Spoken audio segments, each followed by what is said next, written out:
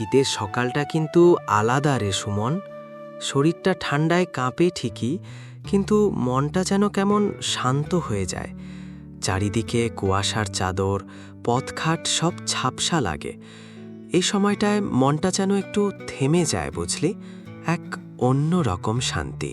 হ্যাঁ কাকা, এই কুয়াশার মধ্যে বসে একটু চা খেলে জানেন সব চিন্তা কেমন চুপ করে থাকে, মনটা একদম শান্ত হয়ে যায়। আজ আবার নতুন বছরের প্রথম দিন। পুরনো বছরটা কত কি যে দিয়ে গেল, কত স্মৃতি। এই কুয়াশার চাদর সরিয়ে নতুন ভোরে সব দুঃখ কষ্ট ভুলে নতুন করে বাঁচার এক অদ্ভুত আশা জাগে মনে। নতুন বছর নামটা শুনলেই মানুষের মনে কেমন যেন একটা আশা উকি দেয়। অথচ জীবনটা কি আর সত্যি পাল্টায় বলো? সেই অভাব, সেই দুঃখ, চেনা পরিবেশ, চেনা মানুষ সব তো আগের মতোই থাকে। রোজগারপাতি হুট করে বাড়ে না, সমস্যার পাহাড়ও সরে যায় না। তবুও এই নতুন বছরের আগমনে বুকের ভেতরটা কেমন যেন নতুন করে বাঁচার স্বপ্ন দেখে।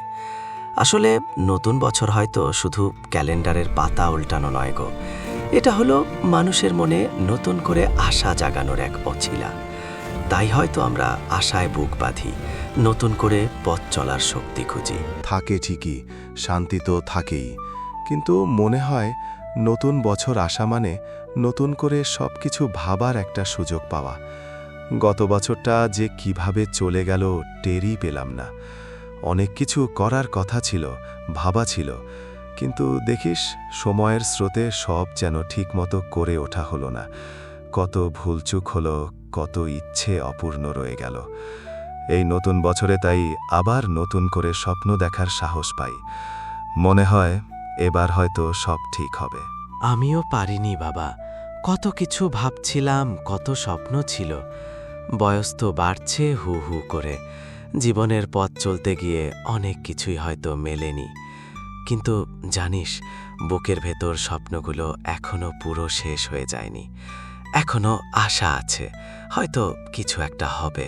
সব কষ্ট সবাইকে দেখাতে নেই রে বাবা। এই জীবনটা তো আর সহজ না। কত দুঃখ, কত জ্বালা যে ভেতরে লুকিয়ে থাকে তা কেউ জানতেও পারে না। কিছু কষ্ট দেখবি ঠিক চায়ের মতো, গরম থাকতে থাকতে সেগুলো গিলে ফেলতে হয়। মুখ ফুটে কাউকে বলতে গেলে কষ্টটা আরও বেড়ে যায় শুধু। তাই নিজের কষ্ট নিজে হজম করেই মানুষ শক্ত হয়। তবুও কাকা, এই নতুন বছরের সকালে বসে মনে হচ্ছে সব শেষ হয়ে যায়নি। কত ঝড়ঝাপটা তো গেল জীবনের উপর দিয়ে, কত কিছু হারালাম, কিন্তু মাঠের ফসল যেমন নতুন করে বোনা হয়, তেমনি মনে হয় আশাও আবার নতুন করে জেগে ওঠে। যতক্ষণ শ্বাস আছে ততক্ষণ তো আশা। তাই সব হারাবার পরেও মনে হয় না, সব শেষ হয়ে যায়নি। এই যে অনুভূতিটা, এটাই তো আসল গো।